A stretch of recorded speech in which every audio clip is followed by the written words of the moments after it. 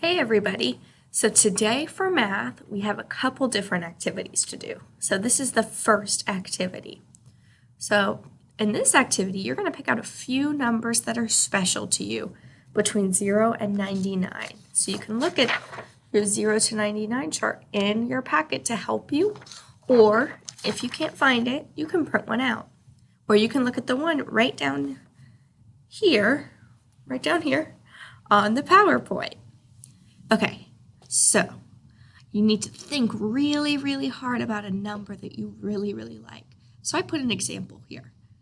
I like the number 2 because I have 2 sisters. So that's one of my special numbers. Another one I might pick, let me think.